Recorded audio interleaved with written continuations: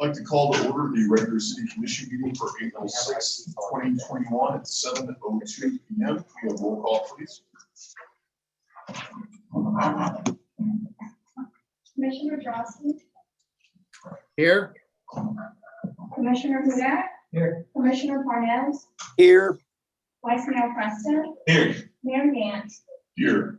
If we can have everyone please, because we are online, it's very difficult for us to stand up for the Pledge of Allegiance. So at the time of the Pledge of Allegiance, everyone else can stand, and those of us up here on the dais who are on camera, rather than show everybody our belt buckles, will stay seated for that. But before we do this moment of silence in our Pledge of Allegiance, I would like all of us to please keep in our thoughts the family of Congressman Alfie Hastings, passed away. Congressman Hastings was a great friend to the city of Deerfield Beach. Are we getting an echo? Okay. He was a great friend to the city of Deerfield Beach, represented us tremendously up in Washington, D.C., and was an incredibly kind and generous man with not only his time, but his wisdom. He will be greatly missed. So if we could please have a moment of silence in the Pledge of Allegiance.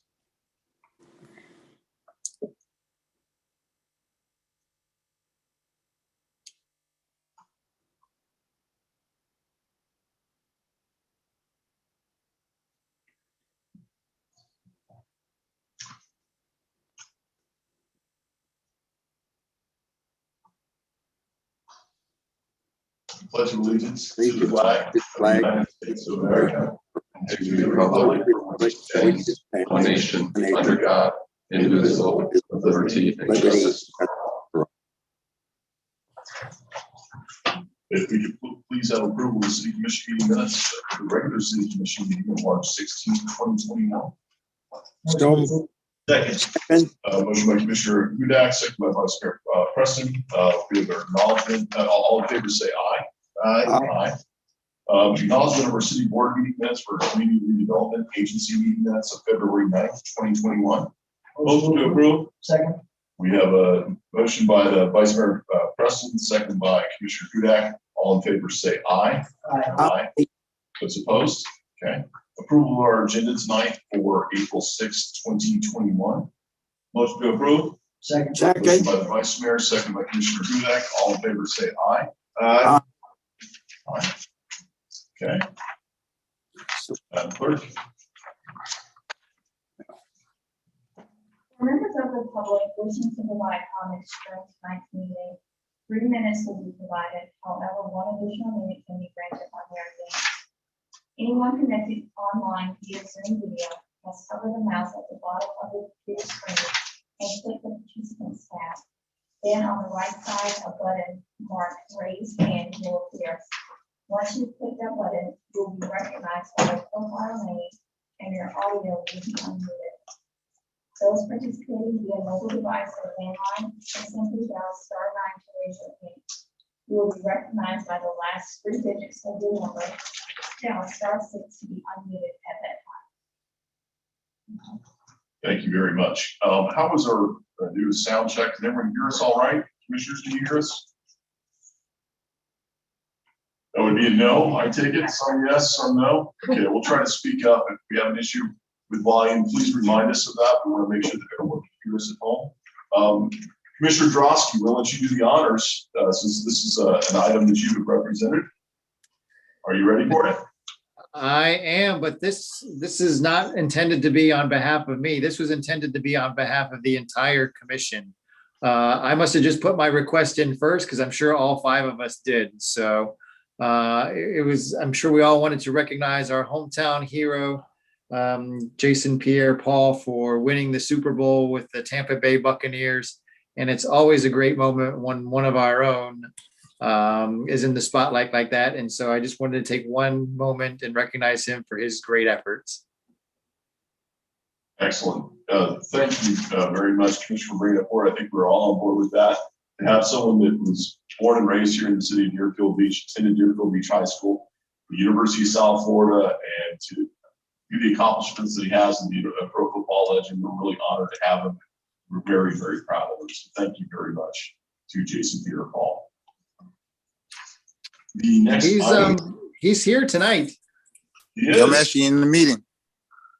Really? Yeah, if you can hear me. Hey, fantastic. Welcome. I know we having technical difficulties, but I'm here. Outstanding. Thank I you so much. appreciate the award. It means so much to me. You know what I mean? To bring back another championship, this could continue doing a lot of the community and everything, man. Just is a lot, you know. And I'm bringing another one home next year again, so you can count on it. And I'm coming home, do more in the community as well. So just be out on the lookout for that. You got it. Thank you so much. We're really honored to have you here tonight and joining us, and we're very, very proud of you. I appreciate it. Congratulations, Pierre. And thank you for all you do for the Boys and Girls Club too. That was a great event for Christmas. Say again, I can't hear you. The event you did for the Boys and Girls Club, that was tremendous. We really, really appreciate everything you do for our city. Oh, for sure. For sure. Can't wait till this year. Look forward to seeing you again soon. Thank you so much, Jason. Thank you, guys. Thank you. I appreciate it. Next up, we have a certificate of appreciation presented to Larry Sullivan. Leave remote pin. I'm sorry, we have Commissioner Parnas. It's like he's having some technical difficulties. We have certificates of appreciation presented to Larry Sullivan and Frank Gobio for their awards of being named Electrical Inspector of the Year and the Structural Plans Examiner of the Year by the Code Officials Educational Association.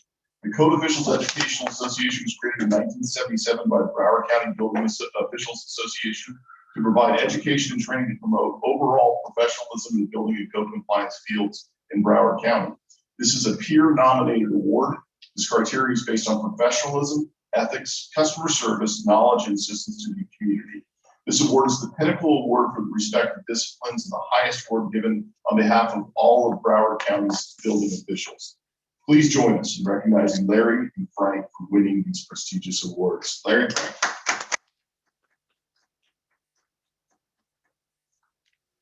Larry, would you like to come up and say a few words?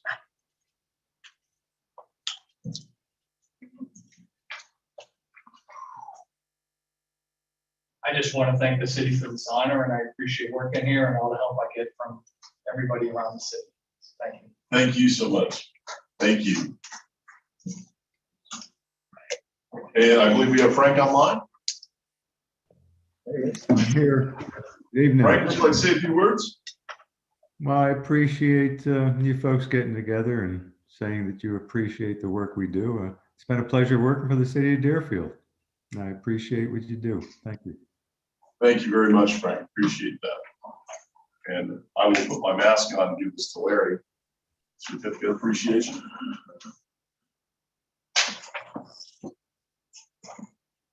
Congratulations, Larry. Thank you very much.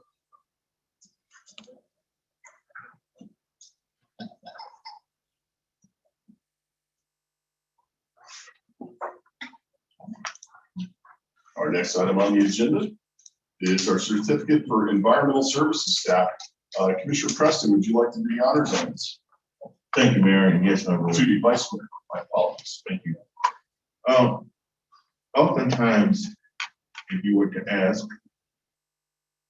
what we do in the city, we can find ourselves sometimes speakers, not really knowing really what a particular department does.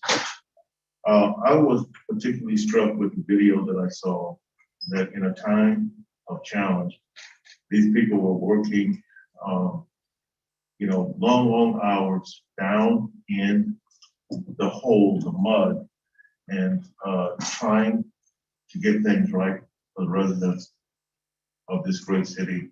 That's greatly appreciated. But also what is appreciated, the attitude in which they do those kinds of things. And when anyone's challenged to go over and above and to do it in a committed way, not grumbling, we need to recognize that. So I'd like to say thank you to all of those at the Environmental Service, their staff, and those that lead those people. That was a tremendous job. And you are greatly appreciated. Thank you so very much. I don't know if there's anybody here. Okay, there's not anyone here. But I'm sure the city manager will get the word to all of them. Thank you. Thank you, Mayor. Thank you very much, Vice Mayor. This is in relation to an event that happened on Friday, March 12th of this year. There was a water break that created an unsafe traffic condition, which was reported in the southbound lane of Federal Highway near 81 South Federal Highway in Deerfield Beach. The crews began an investigation and attempted to isolate the water break. However, discovered this was an old, abandoned 6 foot, I believe it was 6-inch cast iron main line pipe. Think about cast iron and how long that goes back, an undocumented pipe like that, water still running through it. This was not an easy task. This main line was not in the city's FDOT or any other utility infrastructure map. So this was basically looking for a rupture somewhere with no documentation to back it up. Since the line cannot be isolated, crews proceeded to repair the line in live condition with the water flowing right through it under full pressure. At 3 a.m. on Saturday, crews were able to slow the water break to a safe level, and by 4 p.m. on Saturday, crews had the pipe completely sealed. Restoration activities concluded at 8 p.m. that evening, allowing for uninterrupted water supply and safe traffic flow. Staff members who worked on this were Amit Nickman, Priscilla Sigilny, Adrian McCannum, Patrick Gottlieb, Ron Durham, Rex Potter, Fred Boyd, Philip O'Keefe, Dave Cook, Dennis Mosley, James Jackson, Lee Dukes, and John Melt. Please join us in congratulating them and thanking them for a job well done. And thank you so much, Vice Mayor, for bringing this forward. We have some of them online. Absolutely. If they're here online, please say a few words and thank you very much for your hard work. Do we have anyone online that'd like to speak? Good evening, Mayor, Commissioners, and City Manager. My name is Hamid Nikwan, Assistant Director of Environmental Services. Thanks for recognizing our effort and staff effort. Appreciate that. We really appreciate that. And this means a lot for us. And we're always here to provide safe water to our residents. Thank you so much. An outstanding job with you and your staff. Yes, sir. I appreciate it. Thank you. Madam Clerk? I think we're ready. I have it, Mayor.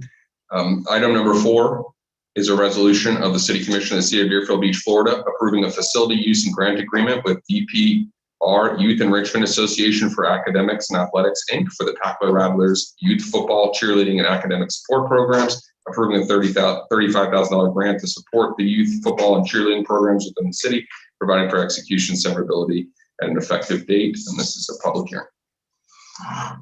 Excellent. Do we have someone here from the DPR Youth Enrichment Association? Anyone online? Yes, hello. Tyrone Philpart and Ted Riley are here. Good evening. Excellent. Mr. Philpart, can you do us a favor, give us your name and address for the record, please? Absolutely. Tyrone Philpart, 5808 Australian Pine Drive, Tamarack, Florida, 33319. Thank you, sir. Go right ahead. I wasn't presenting. I think Mr. Kenton Smith is going to present for us. Excellent. Is that Vice Mayor? Did you have? Did you want to say something? Okay, no problem. Go right ahead. Mayor, if I may. Yes. Thank you. So staff does not have a presentation on this evening. This item is coming before you because it is required for it to be in compliance with the city's code. And it is, this is what we did last year. This is the facility use and funding agreement with the Packer Rattler Association as budgeted in this current fiscal year's budget in the amount of $35,000. Should you have any questions, we'd be happy to answer them. Otherwise, we wish the Packer Rattlers a very productive and winning season. Absolutely. Commission, do you have any questions? No, Mayor. Yes. I just want to remind, I think it was you that brought it up last year at the time when it was understood. that there would be no season in relation and discussion of the funds. That you would stand about a carryover of those funds. And so that should be carried over, this. So just want to remind you of that. Excellent, thank you. Is there anyone from the public who cares to speak on this item? Sure, we'll allow that in a moment. Anyone from the public care to speak on this item? I don't see any hands raised. I don't see anybody coming up forward here tonight. I'm going to close it to the public. Commissioner Hudak. Thank you. It's a great thing we did last year, and bringing back the Packer Rattlers. But we did require them to provide documentation of spending and all that, and I just want to make sure that they have been in compliance with all of those requirements that we put on last year. And I presume they are to go forward this year as well to make sure that all the i's are dotted and the t's are crossed. That is correct, Commissioner, and the documentation was provided in the back of this item. Excellent, thank you. And I'll make a motion to approve. Okay. Second. We have a motion to approve by Commissioner Hudak, second by Vice Mayor Preston. We have roll call, please. Commissioner Drosky. Commissioner Drosky,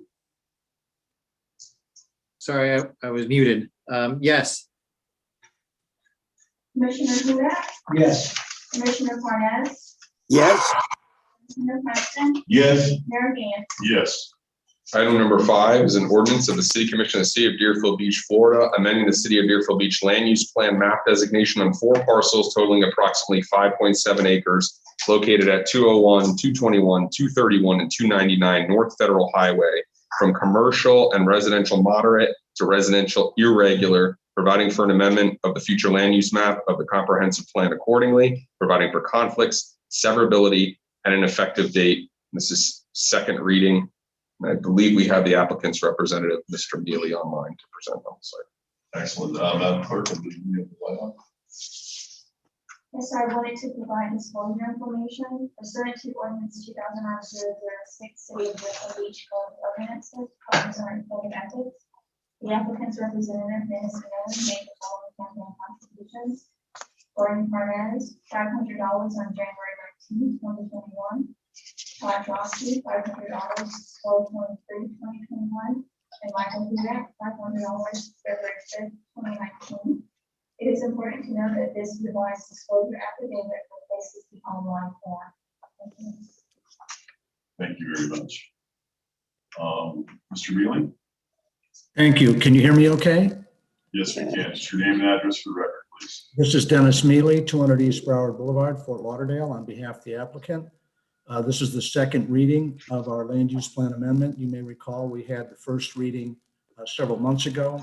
Since that time, this amendment was approved by the Broward County Planning Council and the Broward County Commission, and then comes back here for a second reading on the land use amendment. We will be following this after tonight with a rezoning and a site plan as well. At the last meeting, at our first reading, the commission asked me to have an additional neighborhood meeting, which we did a couple of weeks ago, to talk with our neighbors about our plans and what we were doing. As we come through with our rezoning and our site plan, we will be addressing a number of the issues that the neighbors raised. You see on the screen right now, the area in blue, which is the area of the land use plan amendment. I also do want to point out that my client purchased one of the lots just west of the area in blue. In fact, you see 7 houses lined up right behind and west of the area in blue, and we purchased that center lot. The purpose for that center lot is going to be a open space area, dog park.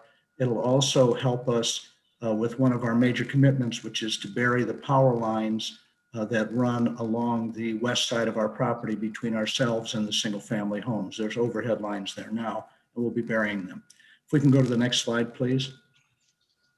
This shows you the land use map today. The front part along Federal Highway is commercial. The one little lot in the back that was the back parking lot for the old Eller office building is the area in yellow, which is the residential 10 unit per acre. If we can go to the next slide, please. This would be the new land use map designation showing the irregular residential. Irregular simply means that it's not an even number. It's got a decimal place. If we go to the next slide, please. So this is the zoning map. Today, the front part of the property along Federal Highway is zone B2. That one lot, that's the back parking lot for the old Eller building, zone RM10. Although we're not dealing with the zoning tonight, we will be at future meetings. If we could go to the next slide, please. So this is showing you a view from Eller Street, also known as 2nd Street, and you see those power lines that are running north and south between the parking lot and the back of the building. Those power lines are what we will be putting underground as part of our development of the property.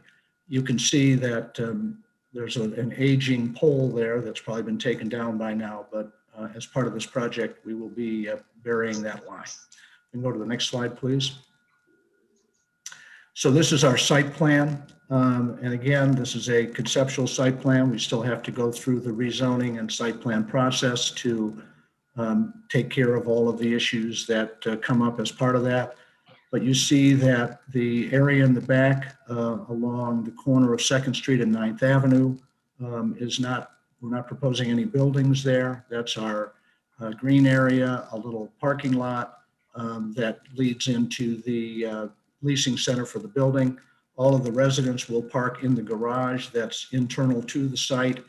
And then, as I mentioned, you see those 7 lots in gray. The center one, which would be lot 4, is the one that we've purchased where we will be able to put our green area and our dog park. We will not have any vehicular access to 9th Avenue. People may be able to walk out of the building and walk to that dog park area, but no cars will exit this site onto 9th Avenue. If we can go to the next slide, please. So this is the area just along our western property line. We'll be putting in an 8-foot wall. We'll be burying the power lines, as I mentioned, that run along that property line now, which will allow us to put in a much better buffer along our western property line. If we can go to the next slide, please. So this is just a little cross section showing you see where it says the 8-foot wall. You see that the power line poles are not there anymore in this drawing because they would be underground by the time we build the building. If we can go to the next slide, please. These are just some examples of architectural styles. We're working through that with staff. We know that Deerfield Beach has an architectural vernacular that you'd like to use for this area, and we're 100% in favor of that to give it the look and architectural feel that the city's looking for. We really see this as an important gateway into Deerfield Beach as you're coming south on Federal Highway. We know we're a few blocks into the city, but we want this to be an iconic building that people see when they're driving from Palm Beach County into Broward County, driving from Boca Raton into Deerfield Beach. We had, as I mentioned, a recent neighborhood meeting. We talked about traffic. We talked about a lot of different issues. If there's public comment, I'd like the opportunity to respond as appropriate. If you have any questions, I'll be happy to answer them. Thank you very much. Thank you, Mr. Mealy. Is there anyone from the public who would care to comment on this item? Anyone here in the building? Anyone online? Yeah, Ms. Freitag. Name and address for the record, please. Katie Freitag, 418 Southeast 2nd Street. I have a few concerns regarding the redevelopment of this space and the fact that it would be a 5-story complex, 277 residents. To me, that factors with the way I believe it's going to be set up, close to 800 people living in that space, which means you're looking at no less than at least 400 cars. I don't know that the parking garage is going to be able to handle that many cars. I don't know that I like the access onto 2nd Avenue with that many cars leaving and coming at the peak morning hours when school right across the street. You have parents lined up to drop their kids off for school. So that basically takes up one whole side of the street. So cars will not have very good access in and out of that location. And my main concern is, will there be enough green space? Will there be enough parking so it does not overflow into the churches behind it, into the residential streets behind it? I have relatives that live in that neighborhood that are not in favor of this. They were never notified of this meeting. They were never notified of anything regarding this development. They live a block and a half away from this site. So I'm hoping that we really do not develop this particular set of property without, it's a very narrow strip of land. I know that they spent a lot of money on it. It's just not what I would deem feasible for that particular area. Thank you. Thank you, Ms. Freitag. We have Barbara. Give your name and address for the record, please. My name is Barbara Casto. My address is 240 Northeast 8th Terrace. I'm a block and a half away from this property. 5-story building on an existing development that's built in the 50s. This is not a good idea. It's going to be blocking everything that we've gained in this neighborhood, all the privacy that we have, and the traffic is going to be horrendous. If you can come up with another plan, like a 3-story with parking underneath the building, I think would be more blending. We have 2 stories in this neighborhood, and it would not deflect any view that we have from our backyards, any privacy that's coming into play. As for the dog park, I don't think that's going to work out for you guys, because it's all going to end up being on our property, just like we went through for 2 different restaurants sitting at the corner where Duffy's is. We ended up with bottles on our property. We ended up with people flying through the cemetery because they couldn't slow down and didn't know how to come out.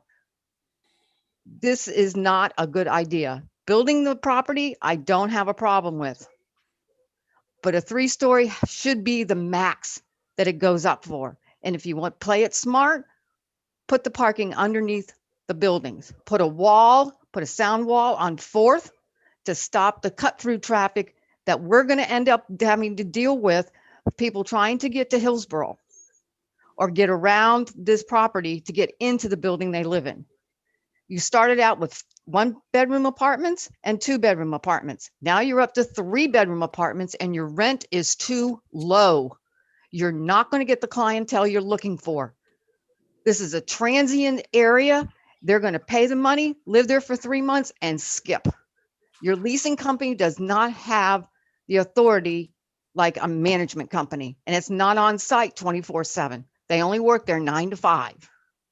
Not a good idea. And I haven't found one person who lives in this neighborhood that is for this property being developed like it's shown. Thank you. Thank you, Barbara. Is there anyone else from the public online? Let's see. Okay, April, are you there? You have to unmute yourself. There you are. Can you hear me now?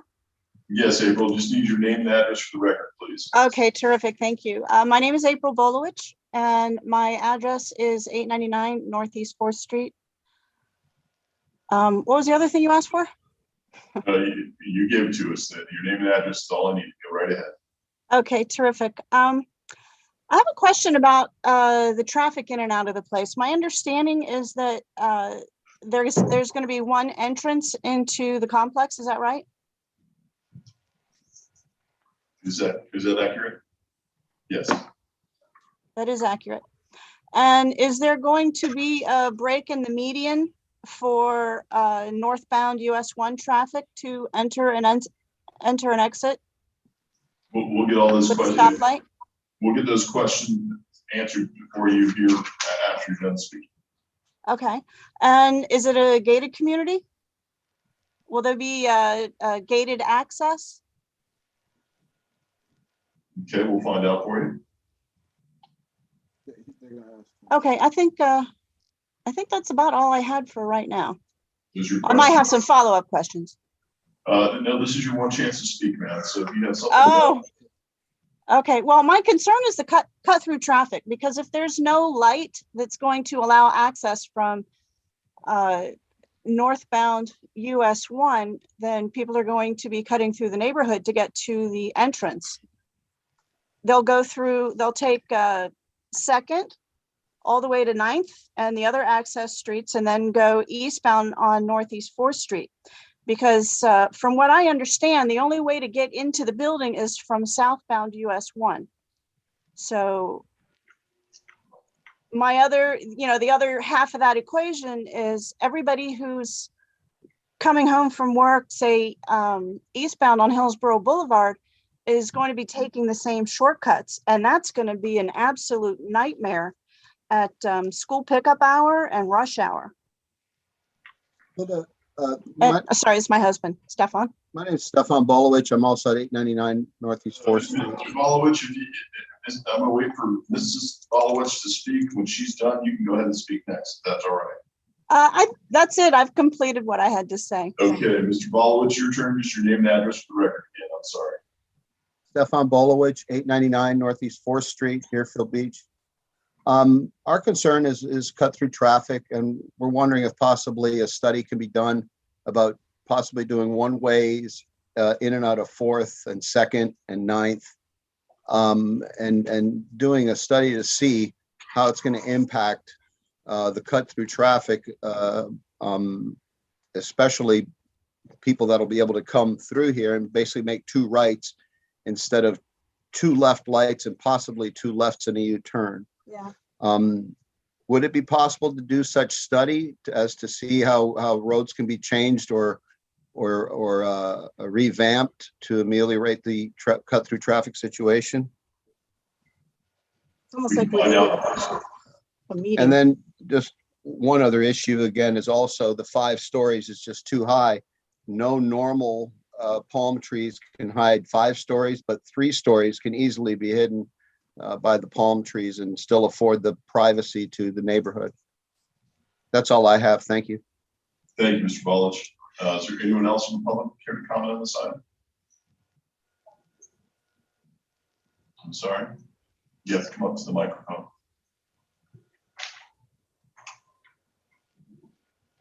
Thank you. Yeah.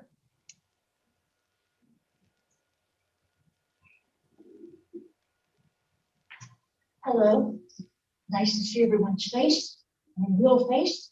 Amy K. Tanner, 111 Southeast Fifth Avenue, Otis Tanner Way in Deerfield Beach. I have a question. I haven't seen a lot of this because it's difficult sometimes to get information online, to get pictures and to see the information about what's being done. But this is an old neighborhood. If you look at some of the houses, they go back to the 40s, 30s, and it's a small neighborhood. And there's a school right there. And when you bring in a lot of extra cars, a lot of extra people who are hurrying to get someplace, and parents that are letting off kids, I think that maybe consider it not so many people at a small area, because I know everybody wants to get the bang for the buck and everything. But, this is people's life.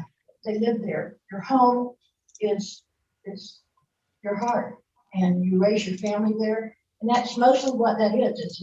It's a small neighborhood, smaller houses, a lot of young people with small children. There's a lot to think about. So maybe the people that live there that are bringing up all these considerations, maybe y'all can all sit down and talk about. Because once the building's built and the cars are there, then you can't fix it. So maybe do a little more thinking about the outcome of what would happen with that many people. Thank you. And I agree with someone that said about a study. I don't know if studies are really that effective, but maybe. Thank you. Thank you. Is there anyone else from the public? I'm gonna go ahead and close it to the public. Commissioner Drosky.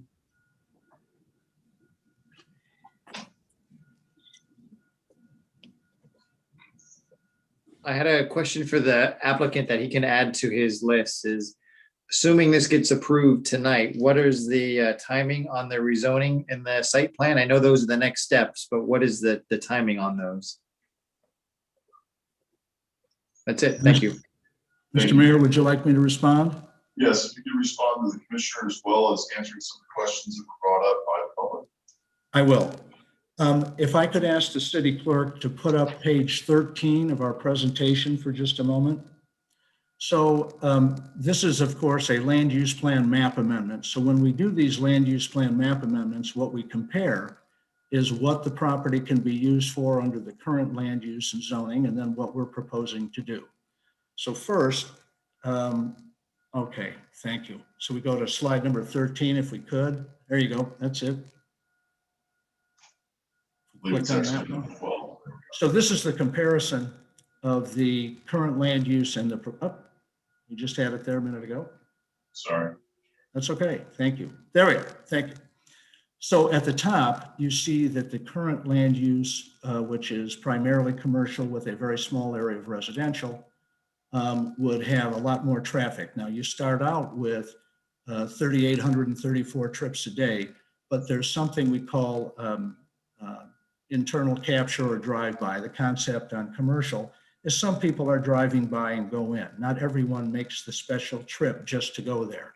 So although you start out with 3,800 trips, when you take the factor that about a third of the people are just driving by and coming in, then you reduce that. But still, you get down to that net proposed FLUM trips. That means future land use map. And you see for the commercial, which you're allowed to do today, you could have 2,541 trips as opposed to our 1,508. So it's a reduction of over 1,000 trips. And the same thing in the morning rush hour and the afternoon rush hour.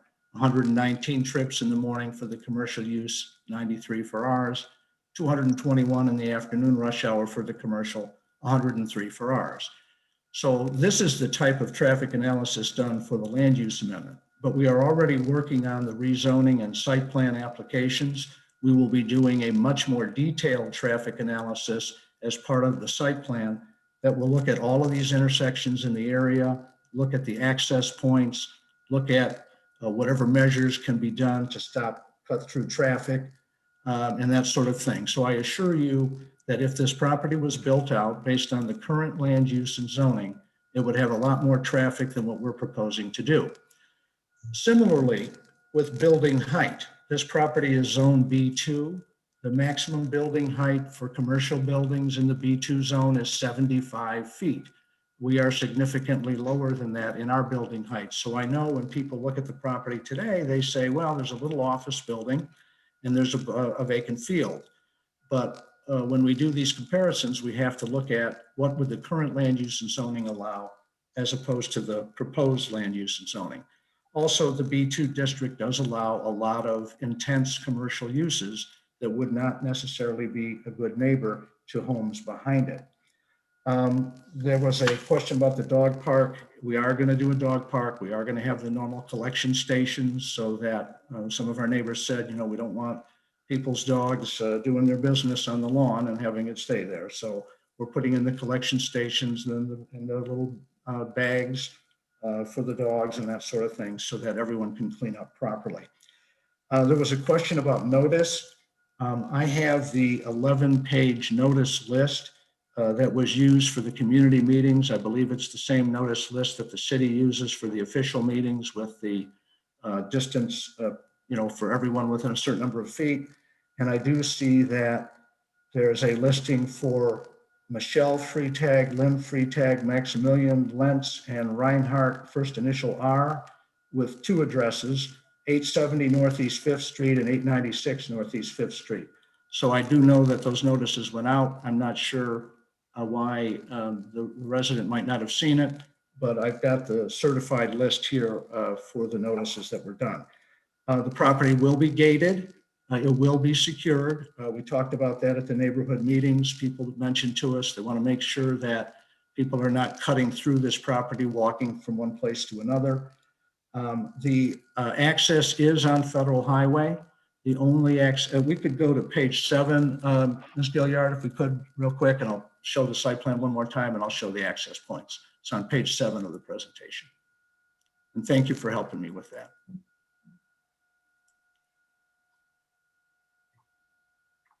Thank you. So you see the gray arrow going out onto Federal Highway. There is not a median opening at that location. So it is a right turn in and right turn out only, although that would be the same condition if the property were commercial. The access is controlled by DOT on Federal Highway. On 2nd Street, the only access is to go into that little parking lot. And that parking lot is only for people that are coming to lease a unit or someone that's coming there dropping off an Amazon package or whatever. All of the residents will be going in and out on Federal Highway. I assure you that we will have sufficient parking. As part of the rezoning and site plan process, staff will verify that we have sufficient parking and sufficient green area. So we feel very comfortable that as part of our site plan package, we'll be able to demonstrate that. By the way, we do not have any 3-bedroom units. We have studio units, 1-bedroom units, and 2-bedroom units. We do not have 3-bedroom units. And I assure you that our rents will be market rate. This is a very desirable location for multifamily on Federal Highway. And we don't believe we'll have any problem achieving our rents. There will be no short-term rentals here. This is not a transient location. This is for people that want to live in the city of Deerfield Beach. So it will not be a transient situation. We will not have a hard time filling the units. It'll be easy to do at this great location. If you have any other questions, the timing, I'm sorry. So we're already working on the rezoning and site plan applications. So we hope that you will be seeing them soon. And as soon as we're approved, we're going to come in for a building permit and build this building. Thank you, Mr. Reilly. Vice Mayor Preston. Yes, I have some concerns. Mr. Reilly, you were talking about, the structure as it relates to code and what you are proposing is allowed. However, I think you had great communication with city staff, but not so great communication with the residents that live in that area that would be greatly affected by this proposal. If you remember last time, I asked that question about community outreach. Right. And do you remember that? You're right. And that's why we had another community meeting before coming here tonight. Yeah. But what I'm hearing is that that for whatever the reason was, that did not take place to the satisfaction of the residents, where they feel like they had, a say-so and had the ability to be able to contribute and have you feel their concern. Whenever you bring a project this size, the first thing that we need to embrace, all of us, is going to affect the lives of the people who live in the area. It's going to affect, the traffic and just the congestion. And that needs to be taken into consideration, or else you're going to always have this kind of situation.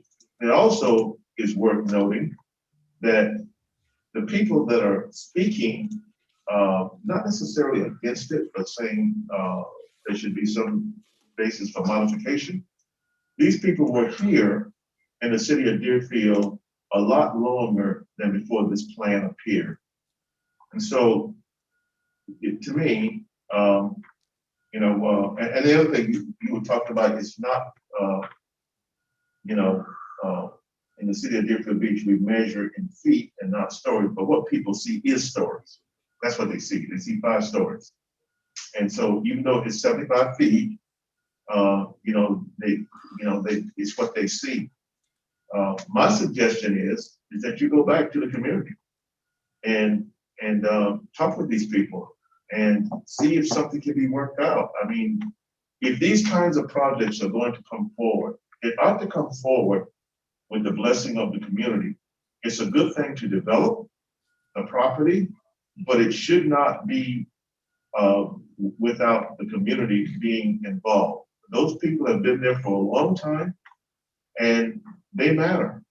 And for whatever the reason is, it didn't happen the way that it should have. And what you're hearing all these people who would be tremendously affected by this.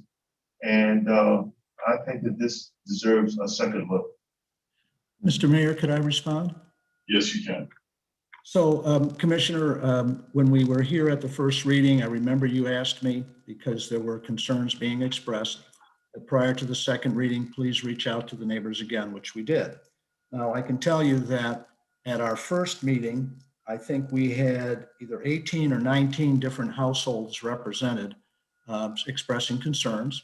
At our second meeting, I don't know if we had about the same number, maybe a little bit less.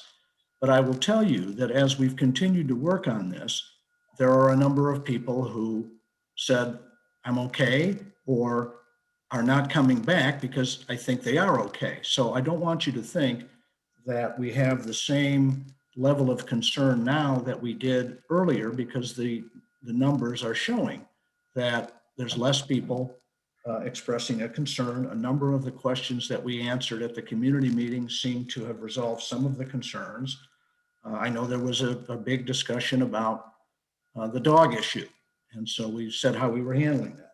I think you heard a little bit this evening of information that was maybe misunderstood. We don't have any 3-bedroom units. I don't know where that came from.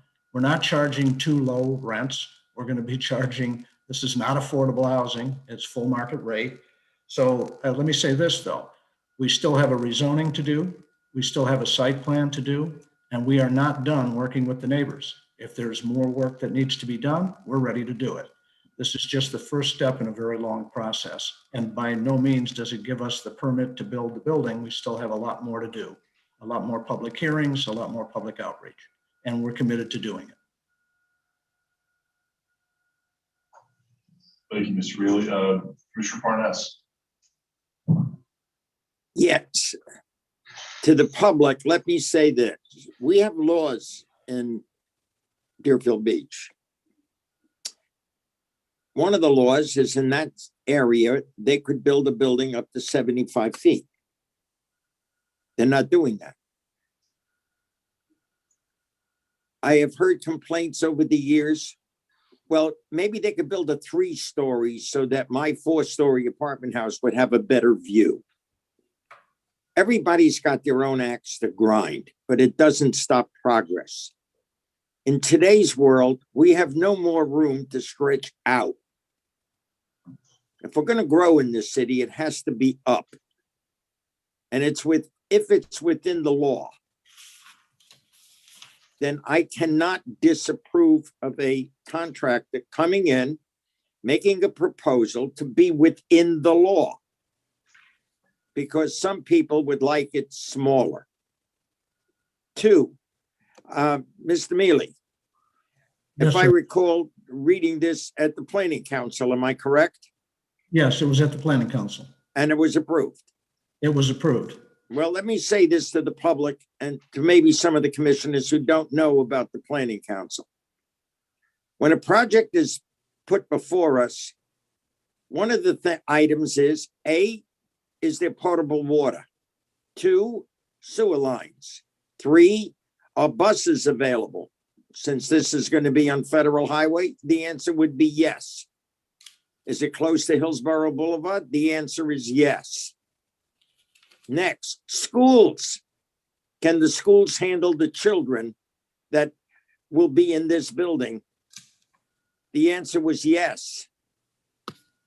All of these things were looked at very thoroughly by the Planning Council where I sit. And it was approved. This is the first step in a long process. I love the idea that the electric will be put underground at great expense to the contractor, not to the city. So that when hurricanes come, the electric will not be disrupted the way knocking a pole down with a big wind will. I cannot disapprove of a development because some people don't like it in their neighborhood. It's unfortunate, but it's within the law. If we stop progressing this city because a number of people say, don't do it in my neighborhood, it's too big, we don't like it, it'll be more traffic. If we put a drugstore on that corner, it would create more traffic. It comes with the territory. So as long as this project is within the law, they're not asking for a great deal of variances, I will approve it. And I urge my fellow commissioners to do the same. We cannot stop progress because 10 or 12 or 15 people in an entire neighborhood came here to voice their objection. I'm sorry, we can't please everybody all the time. But progress will go on, and this offers us a commercial area plus more housing, and it's a gateway into the city and will look a hell of a lot nicer than just Duffy's and empty lots and an empty building that used to be on Eller Street.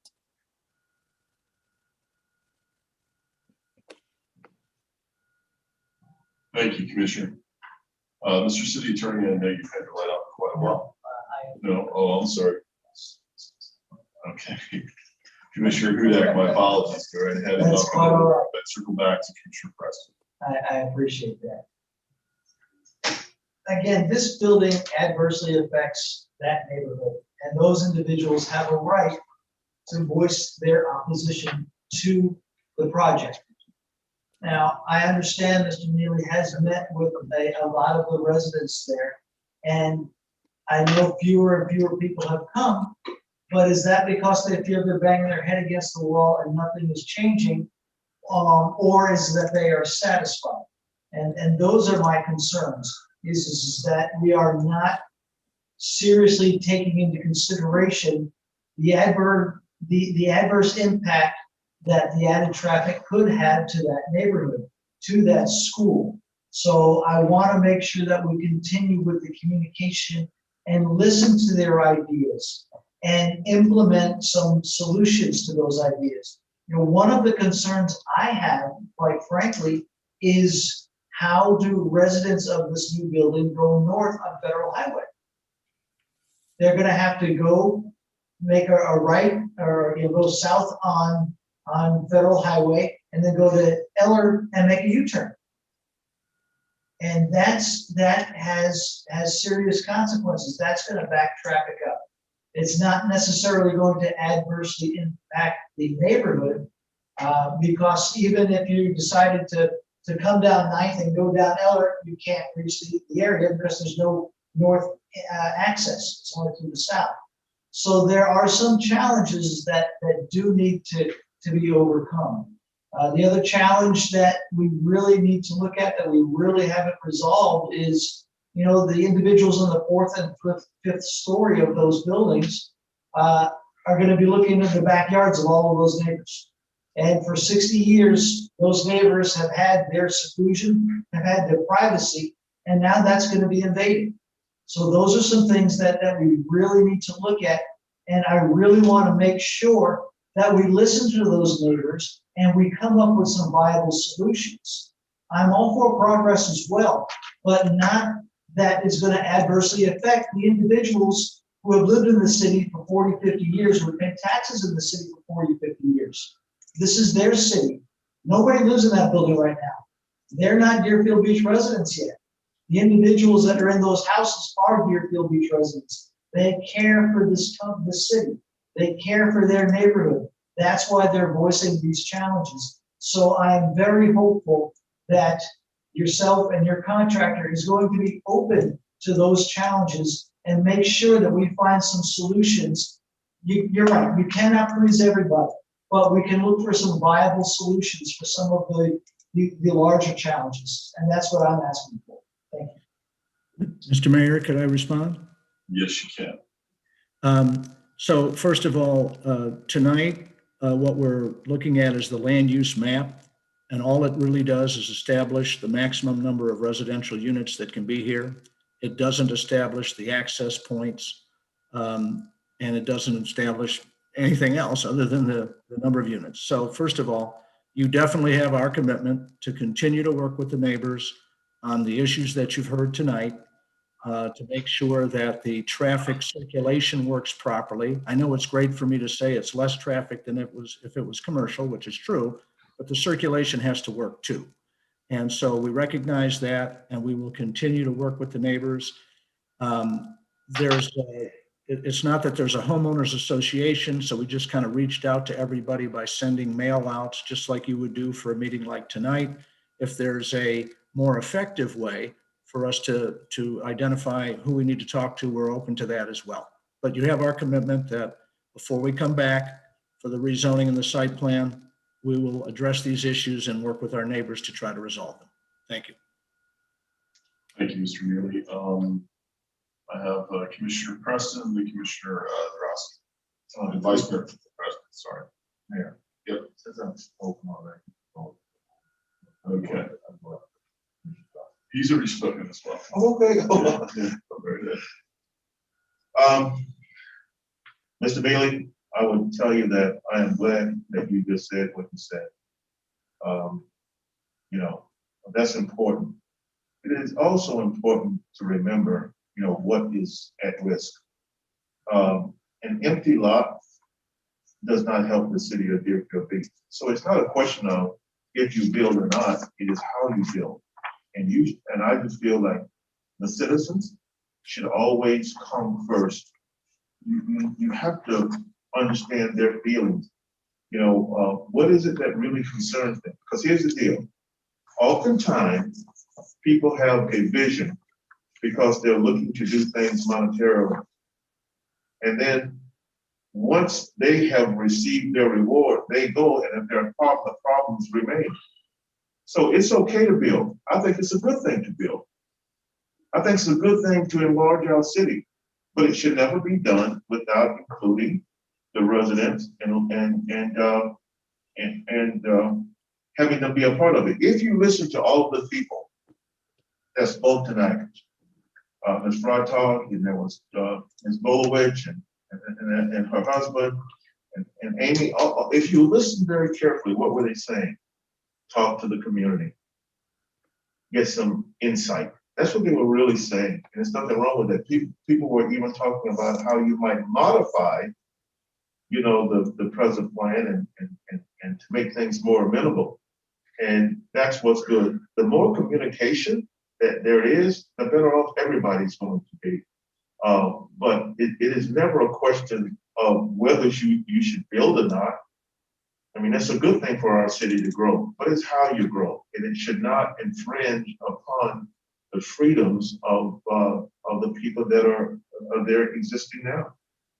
And if we have an understanding and communication with those people, these problems will go away and the entire project will go a lot more smooth if communication is the bridge upon which we all walk. Understood. Commissioner Drosky.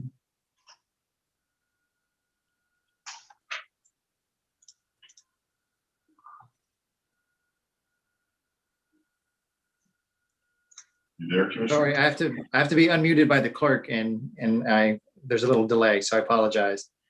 The reason that my first question was asking the applicant what the next stages are was to point out that tonight we're only being asked to approve a land use map designation change. We will have plenty of times in the future at rezoning and at site plan approval to debate and take the applicant to task on the concerns that came out tonight from my colleagues and from the residents, but I don't think that battle is procedurally tonight. So I want the residents to know that there's many more opportunities. Tonight is not the last chance. We don't even have a site plan before us to pick apart the details yet. So that battle will come. It's good to hear the concerns tonight of the residents. And those will go into the memory bank, but that's not what we're being asked to do tonight. It's just a land use map designation change. So with that, I'll make a motion to approve. Second. We have a motion from Commissioner Drosky and a second from Commissioner Arnett. Before we move forward, I just want to point this out. I think it's important for people to know. You know, it's very difficult when you look at a spot in the city, wherever it is, especially one that's been in the same condition that it's been in for decades. It's hard to look at that and imagine it being anything different. You become accustomed to that. That's part of your natural landscape. The reality is, and the hardest thing to do, is to take a look at a piece of property and realize that if it's built out to what is allowed to do, what is the zone to be, if it is fully built out, what the possibilities and the negative effects that could be with what is currently allowed with the rules. There's so many people that get confused with that. And you know, you look at a situation where we had the old Deerfield Beach building supply, people were upset because a storage facility went in there. That has been in the zoning for decades. They were allowed to put that in there. That's why they bought the property. They made sure they could put that in. The city commission didn't have a say on that because that's what the zoning allowed. The current zoning right here for this property, and Eric, Mr. Power, I'm going to ask you to come up here if you can kind of give us, can you give us some examples of what could possibly go in there under the current zone, which in my understanding, doing this for quite a while, would not, which means they would be able to put it in without coming before the commission. Is that correct? Yes, Eric Power, Director of Planning and Development Services, City of Beach. Well, any development project would come before City Commission, but the uses that you're referring to, right? Yes. So the business district, which is the intent of it is a highway commercial district. So we have residential commercial that has, say, uses that are more benign with no noise. When you get to a district like this that's on a major highway, essentially any business use is permitted, anywhere from restaurant to dry cleaner to nightclub. So you can have this allotment of uses. So there could be music playing, loud noise, those types of things are permitted uses. After development like that is built, it would just be a use by right to come in as a tenant. Would a hotel be allowed to be put? A hotel would be permitted, yes. Okay. So currently under the zoning, it can go up to 75 feet, which is what this project is, 5-story. Yes. Okay. So currently now, without coming before us for approval, a hotel can go in there 5 stories high and could have a lounge on the top. We talk about privacy. We wouldn't be able to fight that because that's what the code allows, correct? That's correct. We wouldn't be able to say no to that. When we talk about the current trips with the commercial project, if it's built out to the max, depending on the usage that goes in there, we're talking about 2,500 trips, correct? That's correct. Okay. So what is being proposed as a residential unit brings it down to about 1,500 according to what the studies are saying. Right. All right. So you have to look at a property on if it's built out to its maximum allowed usage, what would it be? No matter what's built there, those residents are going to be affected in some way. Doesn't matter what is built there. If it's built to the maximum of what's currently allowed, in which we would not be able to tell them they couldn't do it, you have it say on site plan, but we would not be able to stop them from building something like that because that's what the current code allows, correct? That's correct. Okay. So it's very difficult for anyone to take a look at that and imagine something different and imagine what it could possibly be built out. But what is being proposed is a lesser evil in many ways than what is currently allowed. And that's hard to visualize because you look at a benign building and an empty lot that's been there for decades. But what is allowed to go in there is very different. I didn't vote for this the first time around, and I'm not going to vote for it in support of it tonight. I know that Mr. Mealy and I know this developer will do a good job in working with the residents. I'm very confident in that.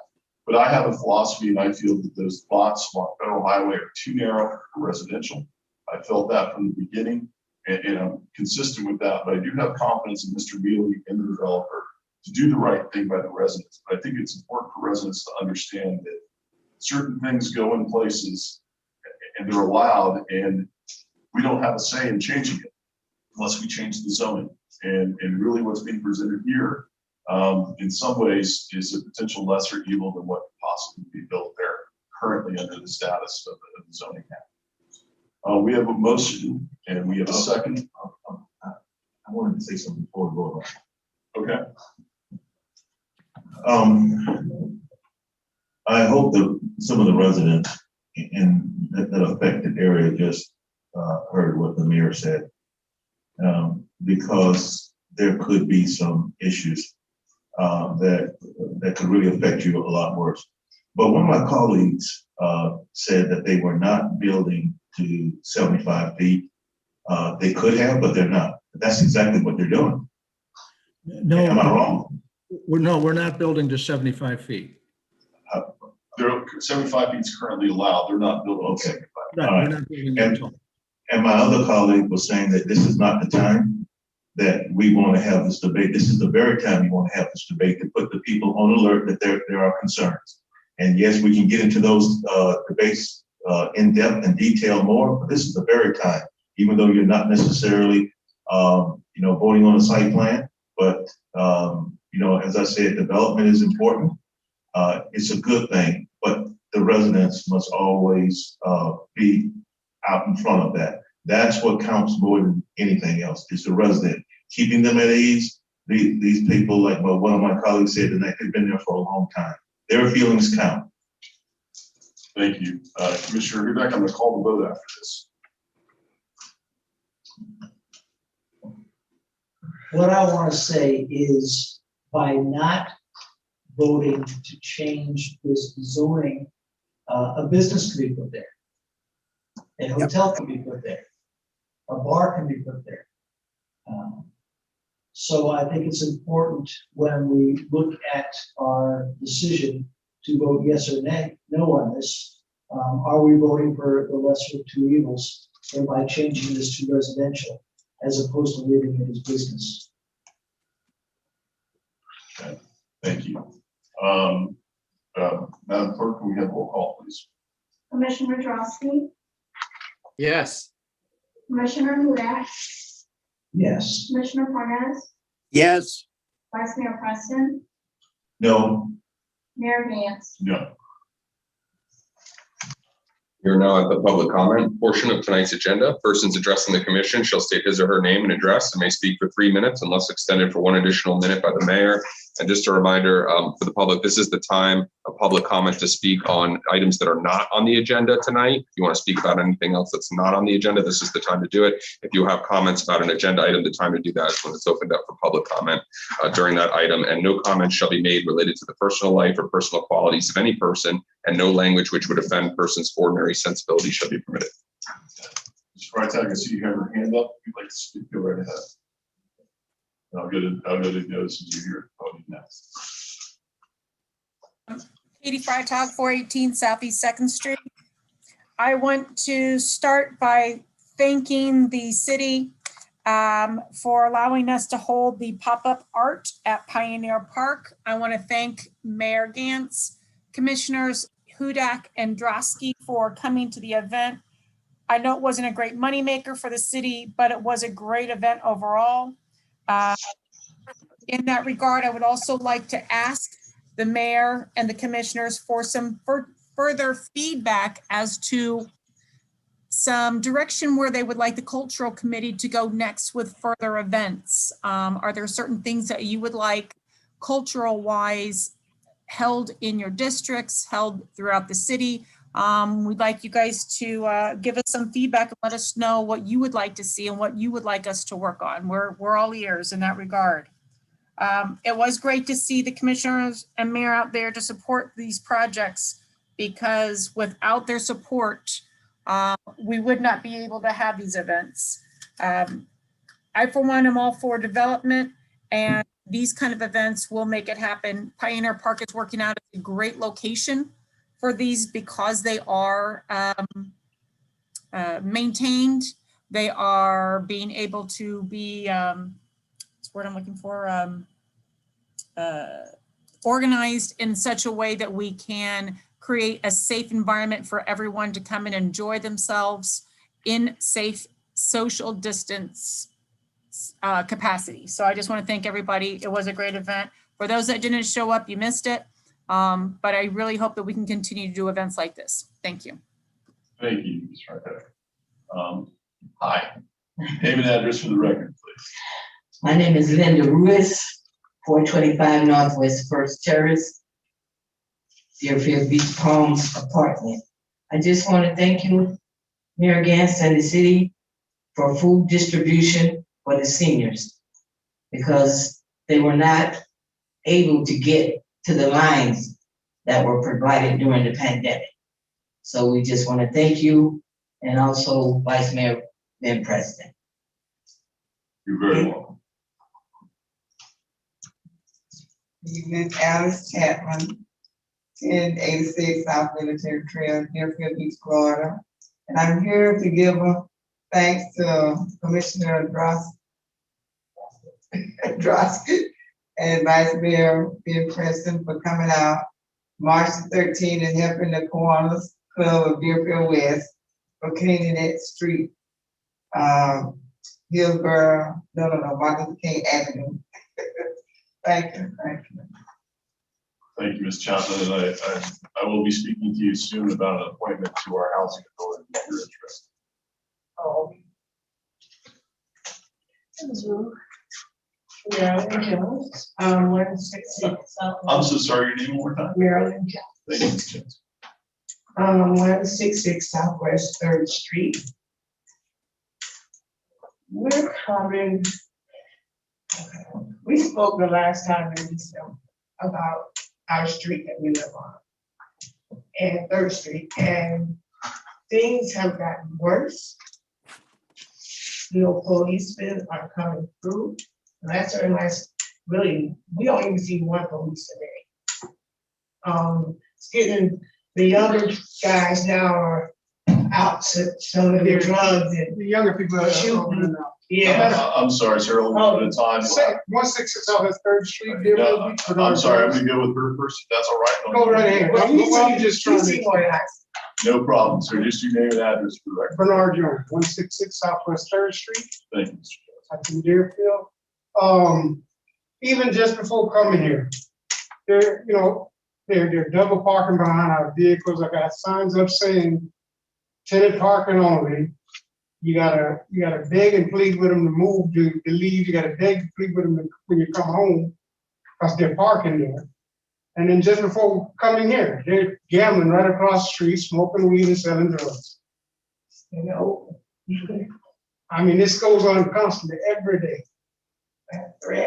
And then it comes to the weekend, they got music so loud till it's rattling your building. And I gotta, on the weekends, I gotta call 2-3 times. And when I do call the BSO about it, I even send them email or a text to Vice President, the Vice Mayor, Ben Preston. And I mean, I know he can only do so much, Yeah. If they're not showing their presence, then what can you do? Or if I walk out to my car, they're threatening me. And a landlord too. Thank you, Mr. and Mrs. Johnson. Yeah, a landlord, he won't even come. He calls me. He paid me the building manager. And when people pay their rent, I collect it and take it to his house. He's afraid. Because they didn't threaten him. Our chief is here tonight. I'm gonna make sure that he speaks with you, and we'll see if we can get this addressed for you. We've spoken. You've spoken. I mean, I have their numbers also. Thank you.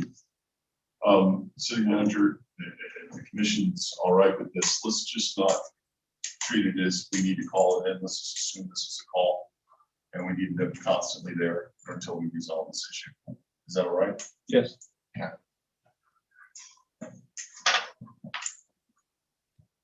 Yes, sir. Your name and address. Hello, my name is Michael Estrada. I'm at 1431 Southwest 6th Way. I'm hoping to have you all look into possibly adding some speed bumps to our street. This is going to be on Southwest 14th Court and Southwest 14th Place, right off of 6th Ave. We're only 0.3 miles from the high school, and only half a mile from Park Ridge Elementary. And up and down the street, we have at least 3 or 4 families with younger children that live on those corners. And just in the past maybe year and a half, we've had maybe 4 dogs that have been hit and killed just on those corners. And people, I know they added some speed bumps onto the main street, which has been really helpful. But there's no kind of speed bump coming around, so people will turn off the main street coming pretty quickly. As you can imagine, with some of the larger bushes or parked cars and things like that, it's hard to see, especially when there's a kid playing. I know, because I live there, I know which houses have children or small dogs, so I can kind of slow down and go around. But I live right there around the corner, and I'll see cars kind of flying around the bend. And so it'd be fantastic if you all could just look into what it might take to add a couple speed bumps, maybe 1 or 2 just along the main road, just to kind of make sure people are slowing down. I don't know if the first step is adding like a children at play sign or something like that, but I think it'd be really helpful for the folks that live around that area. Thank you, Mr. Estrada. We do have staff and Mr. Estrada to help them start the process for traffic calming in that area. Is there anyone else from the public here to speak?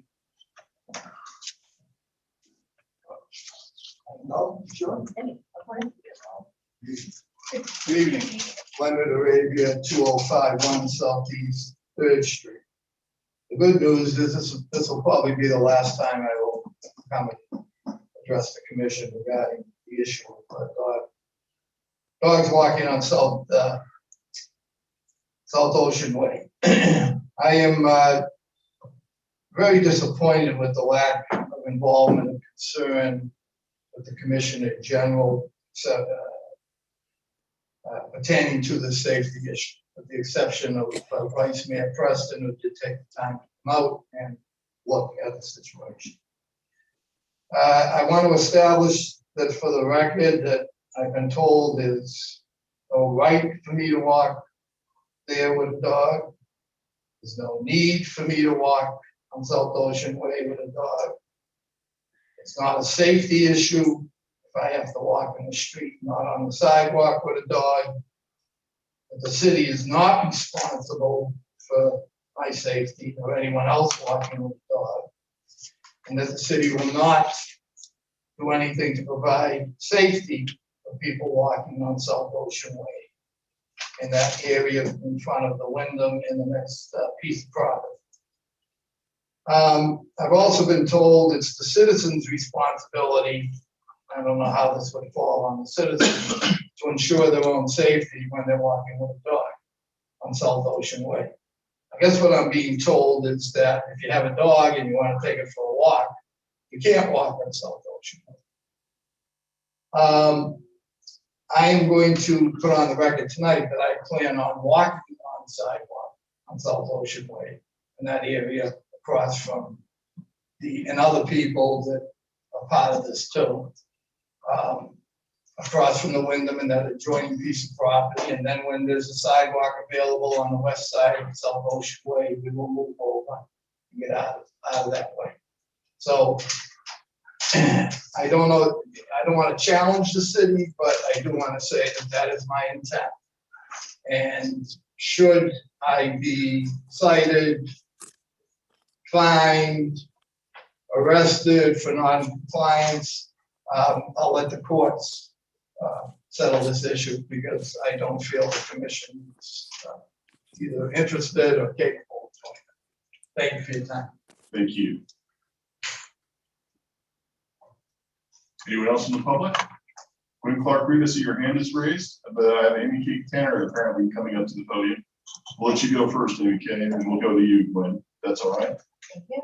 What did you say? Not do. Come on up. Okay, thank you. Thank you. Amy K. Tanner, 111 Avenue, Owners Tanner Way, Deerfield Beach. First, I just want to start out by repeating myself, but it's good to be back in this room with the leaders of our city. I think people feel that they can communicate. And you know, people have problems, and when you feel like you're talking to the air, it's hard. Sir, you're gonna have to take that phone call outside for interrupting. Thank you. But people to have an opportunity to come and look you in the face and say, hey, I got a problem. Or what I'm going to say is, hey, I want to commend you on our Pioneer Day event. I am so upset that so many people made arrangements to come. Y'all provided lovely favors for the event and you provided help. There was never one piece of anything on the ground. You had help that they were wonderful. Staff was absolutely wonderful. I was over there from 11 to 5. I sat with the Historical Society tent. See a handful of people. I don't know why people said I was going to come. I'm going to come. I'm going to come. Then they didn't come. You did an excellent job. The music was a wee bit too loud, but and it sort of dampened the conversation. But I guess I'm getting old. Anyway, because I used to play that music. Anyway, I'm so disappointed that people didn't do anything. Again, I commend you. I don't know what the answer is. The pop-up art, same thing. I don't know how many people said they were coming. I did, and you did a great job. Again, so well done. Kudos to everybody. And I don't have an answer what to do.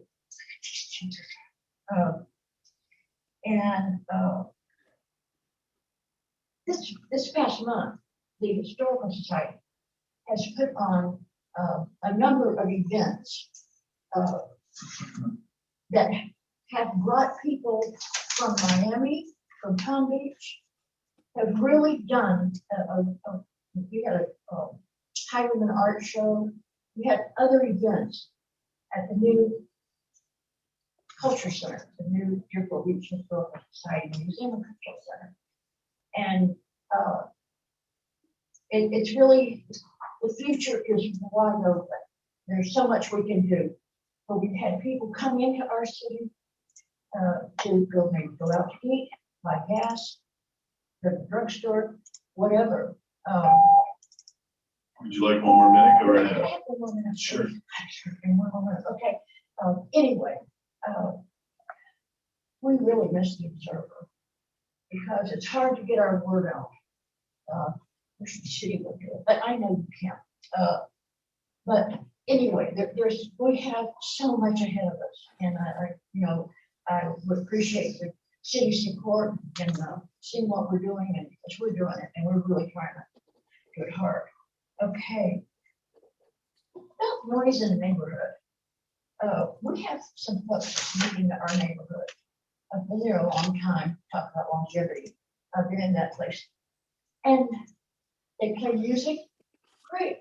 But I don't know what the neighborhood rules are, what you can do and can't do. If you sit up by the pool until like 1:30 or 2 and talk really loud, so you can hear them 3 streets away. I don't know. I don't know what the rules are. And that's Thank all. you. Thank I'll you, save the Ken. rest for next time. You got it. Good to Thank see you. you. Thank you. Thank you.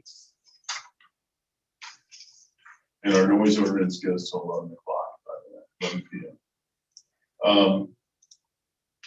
Ms. Clark-Reed. Thank you, Mayor. Gwen Clark-Reed, 1430 Southwest 6th Way. Mayor, I'd just like to get some clarification or some information as to what is happening with Pine View Cemetery and what is the status of graves through the city in this, through the city. Do we have spaces left? Are we looking at developing some other cemetery, some other properties as cemeteries?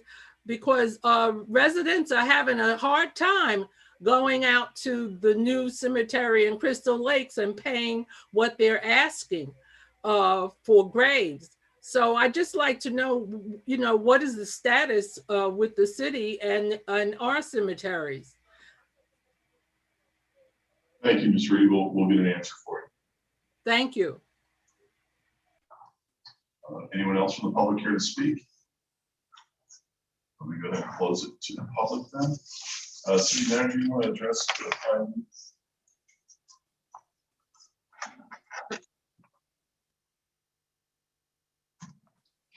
Thank you, Mayor. Dave Santucci, City Manager. As applies to Pondview Cemetery, that cemetery, we are at capacity, which includes reservations. So we had a lot of folks who have reserved plots there, which is great. And so it's not necessarily full to capacity at this point. It's reserved to capacity at this point. And we do have some spots that are currently infant spots. So we can convert those to adult plots as needed. We're looking to bring forward an action item from the City Commission to allow me to do that on an as needed basis. Additionally, we're looking at, we took a look at Memorial Cemetery, which has plenty of spots in that cemetery. So the city does have plenty of spots available. The rates at both cemeteries are the same. And so in terms of cemetery space throughout the entire city, we are not at capacity. And the rate that we charge is the cheapest in any other municipality in the area. Yes, we are about 3 to 4 times cheaper than any other rate that I'm able to find here locally by a municipal run cemetery. Yeah, and I think quite frankly, it's been used in the past by people who always want to have somebody to put in those spots, despite the fact that they may have only briefly lived here or have lived here for 20 or 30 years, but they want to put them in those spots. And the city's always done a good enough job trying to be accommodating towards that. But the reality is there isn't a city in existence that can keep gravesites for their entire population for decades to come. That's just reality. It becomes very tricky. But certainly we're looking at some opportunities there that where if we can find some space, we would like to do that with the existing cemetery that we have, and it's good to hear that we're looking at some solutions for that. Commissioner, Vice Mayor Preston. I would like to ask the city manager, is there anything in close proximity that the city could look at purchasing that would give us some flexibility? So Vice Mayor, you're talking about the acquisition of additional property for cemetery space? That's something we can look at. Mr. Mayor, to you and to my colleagues, and I'm sure that you know, there is a challenge with people in the African American community being buried at Memorial. And that goes back to a situation, unfortunately for our city, that when that land was purchased, it was purchased on the condition that no Black people be buried there. And the city signed off on that.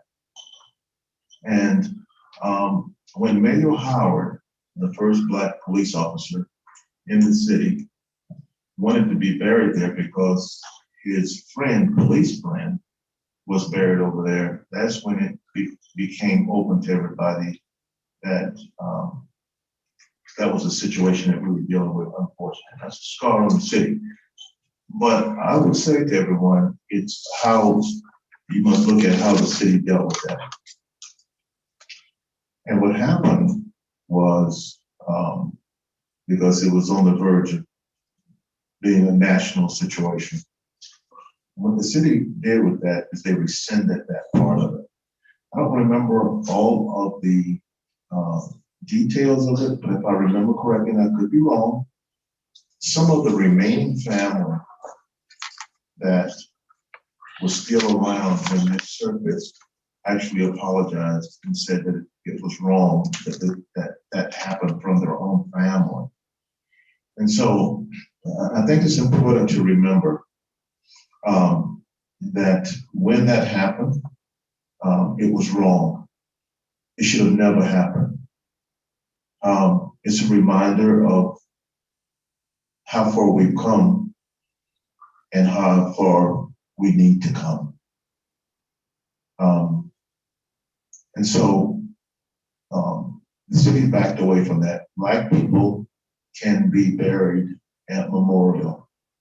I know there's some scar tissue. There's people that have called me and say, Commissioner, they did not want us there. And, you know, if it comes to my burial, I don't want to be there. But here's what I would say. This is your city. This is your city. And along the way, there are mistakes that are made in the city. The key is, in terms of progress, whether you recognize your mistakes or whether you double down on them. The city of Deerfield Beach is made up of many, many different groups. And that represents basically what this country is all about. It is unfortunate that a city would sign off on something that would just tear it apart, but it did. But I think we've moved past that. I think it's important for people to know that there is no challenge from our city and for those that are in administration and that would not welcome Black people being buried in that cemetery. So I think that there needs to be growth on both sides and recognition on both sides. And I don't think there's anybody in our city that will support what happened many years ago. And at the same time, I think that the other residents of our city must recognize that our city is looking to go forward, help that process. There should be a measure of forgiveness that is shown. If the city was upholding a point of view about this, that, you know, they were sympathetic to what was done many years ago, I have a problem with that. But I haven't seen that. What I've seen is regret that happened. So I think that we're all challenged with the responsibility to move ahead, not one above the other, but together. And what that means is that there has to be a healing process on both sides. And we have an opportunity, number one, to know that anybody who wants to be buried over in Memorial can be buried there. That is also a city cemetery. But the fact that we have two cemeteries is kind of a marker of the dark past that haunted us and this country for the longest time. But we are charged with the responsibility of not holding on to the past, but we're creating something that is beneficial for our city for the future. And that's how we think. And that's what the thought process should be. So everybody is charged with that. So I hope that everyone understands, especially from District 2, that, you know, there is no opposition to your loved ones being respected. And in that time of grief, that they would not be accepted at Memorial. Thank you, Vice Mayor. I can't think of a better way to thumb your nose past than having people buried there than open first from Mount Walker. That's I think that's a good way to thumb your nose past and those who allow something like that to happen. Mr. City Attorney. Thank you, Mr. Mayor. We are now at the consent portion of the agenda. The first portion of the consent is board appointments. They're items 6 through 8. So I don't know if you want to seek public comment or get. Is there anyone from the public that care to comment on items to 6, 7, or 8? I don't see anyone. Commission, do we have any polls? 6, 7, or 8? Yeah. No. Okay. We can do that all together then. That's correct, Mr. Mayor. I'm going to close it to the public. Commissioner Parnas, do you have your hand raised?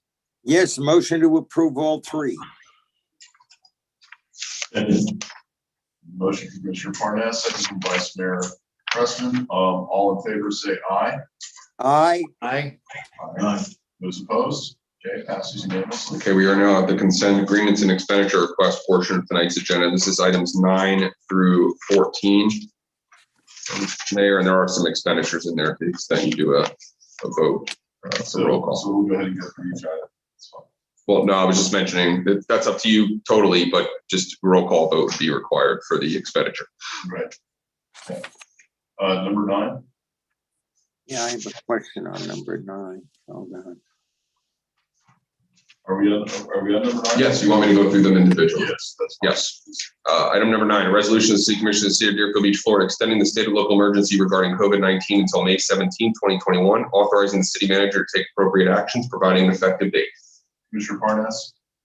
Yeah, I have a question about that.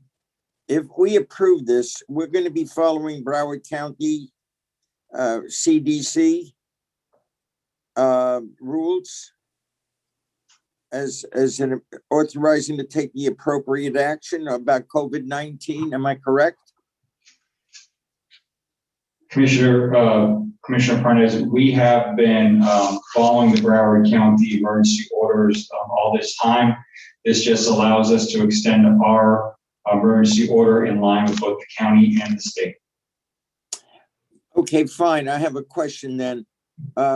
In my district, there's a section that has now relaxed the pool regulations where no one has to wear a mask and guests can now come in, which is in opposition to what the county is saying. Is this a code violation that should be addressed?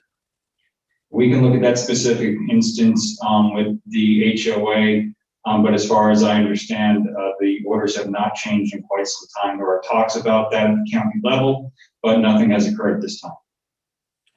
Okay, fine. Then you and I will have a discussion tomorrow. We can take the appropriate action. Thank you. Is this a motion then to approve this? Yes. Thank you. Is there anyone from the public here to comment on this item? Let's see, we're online. I'm going to close this to the public. Second. Motion and a second. All in favor, say aye. Aye. Those opposed? Is there monetary value to that? No, sir. Okay, thank you. Item number 10 is a resolution of the City Commission of the City of Deerfield Beach, Florida, authorizing execution of a construction agreement and a maintenance agreement with the Florida Department of Transportation for installation and maintenance of brick pavers, curbing, landscaping, bollard lighting, and street lighting within a portion of State Road A1A, South Ocean Drive, authorizing the city manager to execute the construction and maintenance agreement, providing for an effective date. Okay. Anyone from the public here to comment on this item, number 10? Not seeing anyone to close it to the public. Commission. Motion to approve. Second. Motion by Commissioner Hudak, second by Commissioner Parnas. We roll call, please. Commissioner Drosky, Yes. Commissioner Hudak, Yes. Commissioner Parnas, Yes. Vice Mayor Preston, Yes. Mayor Gantz. Yes. Item number 11 is a resolution of the City Commission of the City of Deerfield Beach, Florida, approving the award of request for qualifications number 21-11-IG for architectural and engineering services, CCNA, to the 52 responsive and responsible firms, authorizing execution of continuing contracts with the 52 firms for services on an as-needed basis and providing for an effective date. Okay. Anyone from the public here to comment on item number 11? Village Idiots. Okay. Commission. Close it to the public. Motion to approve. Second. Second by Commissioner Parnas. Roll call, please. Or all in favor? Aye. Aye. Those opposed? Item number 12 is a resolution of the City Commission of the City of Deerfield Beach, Florida, approving the award of invitation to bid number 21-07-PC for generator maintenance and repair services, authorizing execution of an agreement with Cummins Inc., doing business as Cummins Sales and Services as the only responsible and responsive bidder for a 2-year term, an amount not to exceed $127,712.97, providing for severability and an effective date. Okay, is there anyone from the public here to comment on this item?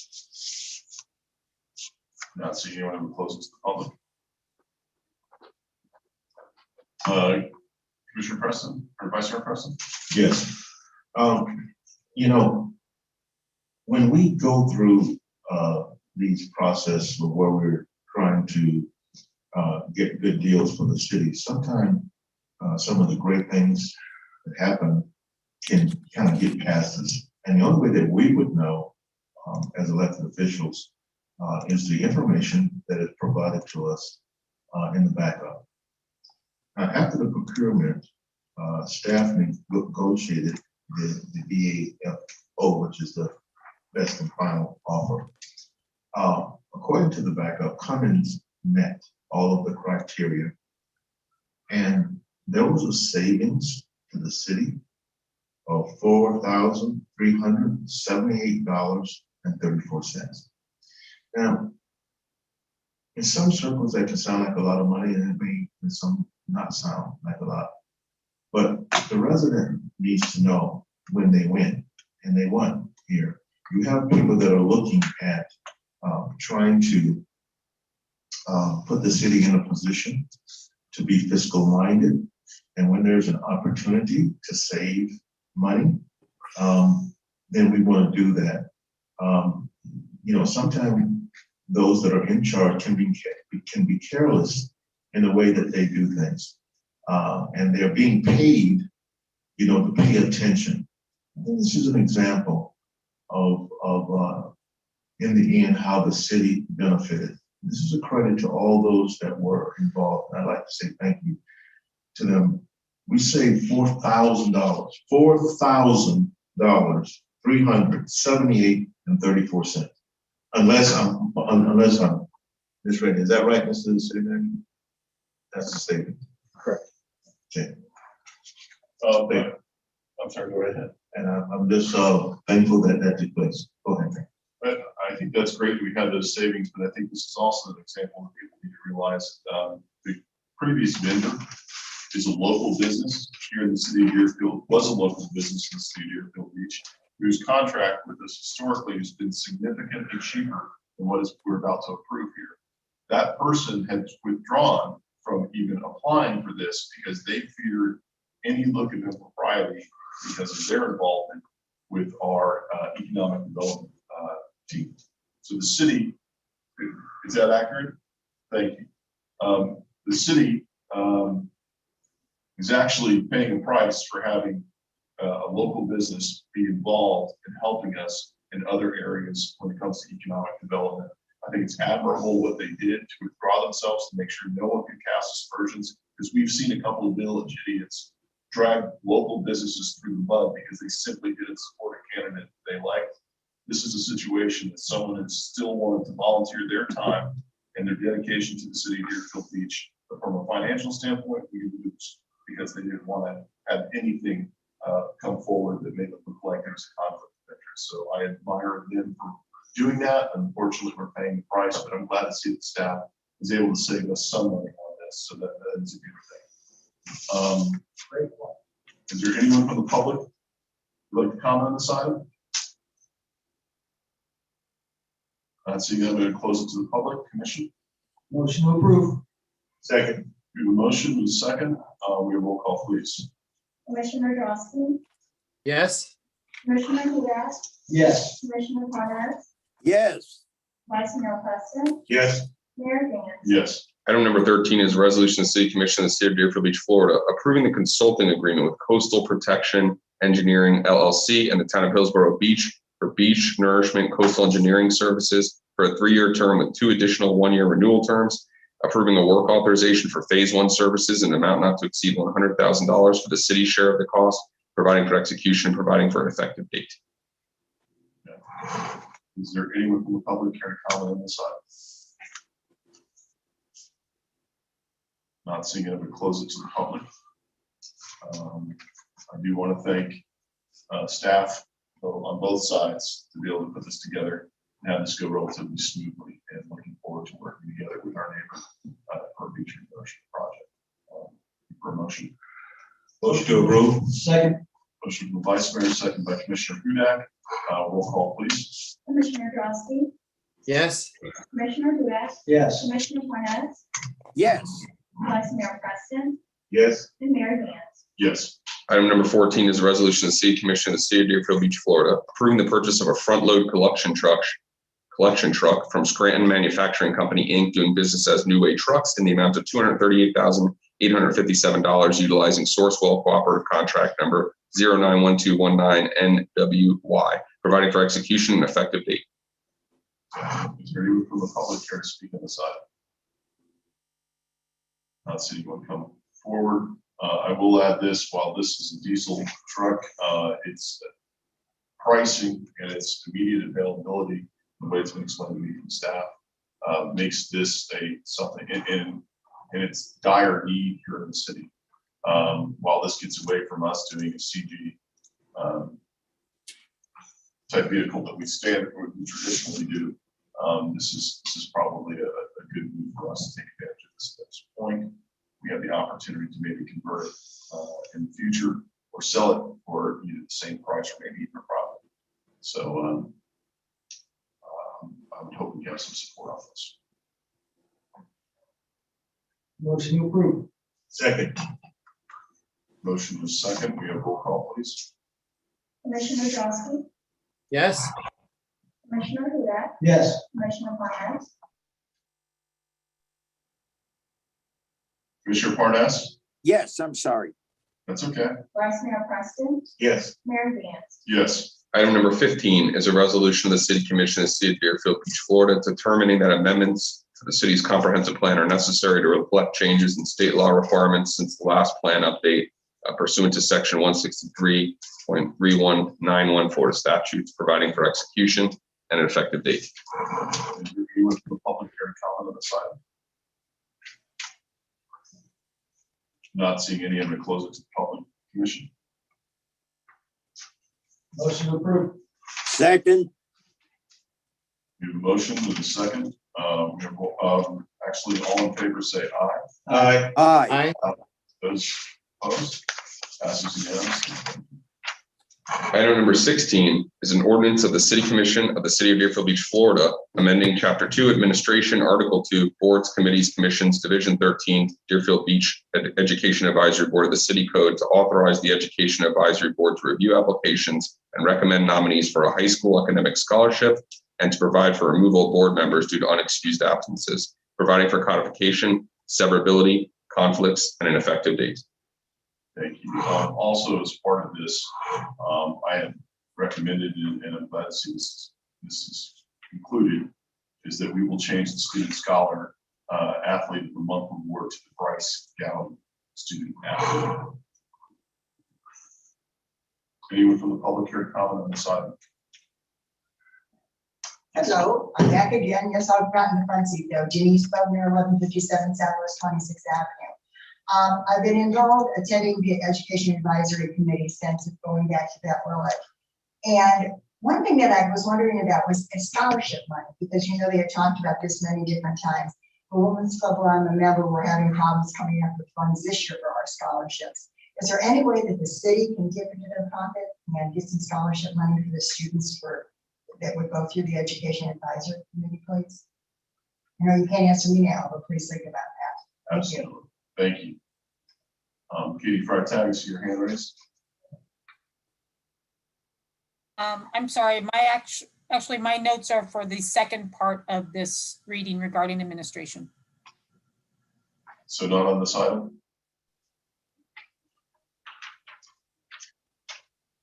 Okay. Anyone else from the public? I'll close it to the public. Commission. Motion approved. Second.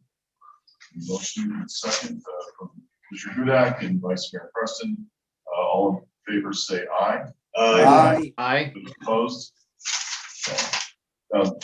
Staff, that is something that Commission's willing, that's something we bring before us to maybe look at, maybe assigning a monetary value. We can look into that, Mayor. It was my understanding that the approval of this was based on funding from third-party sources, but I don't know if that maybe has changed recently, so. Okay, thank you. We are now in comments by administration and legal. No comments from legal tonight. Thank you. I have two for this evening, Mayor. The first is that time of year again, and we are a bit different of a position than we were last year. April 25th, which is a Sunday, will be Boca Bash. I would expect that this year will be a very busy Boca Bash, given the fact that they did not have it last year. All media and social media that I've been able to see is pointing to that. And I would like to make a recommendation and get support for closing the Pioneer Park boat ramp for that event. As you all well know, that it can actually become a public health issue with the volume that we have there, the alcohol and some of the hot tempers those Do you sorts of things that need a come with it. motion on that? I would ask for a motion for that. Okay. So moved. To the public, is there anyone from the public who care to comment on this item for the closed Pioneer Park boat ramp during boating bash? Yes, Ms. Freitag.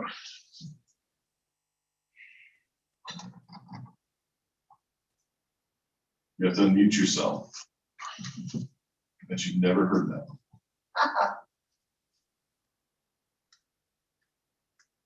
Katie, there you go.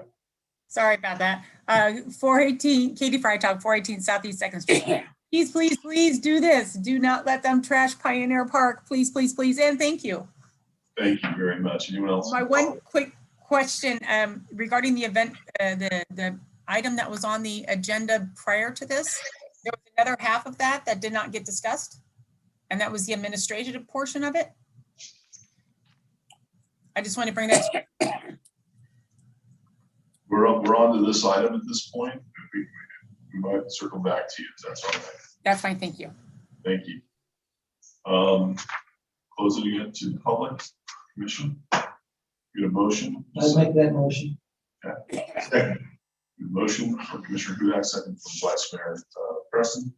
All in favor, say aye. Aye. Those opposed? Secondly and lastly, but going out with some good news here, I'm very, very happy to announce that we have been awarded the Broward Tactical Urbanism Grant.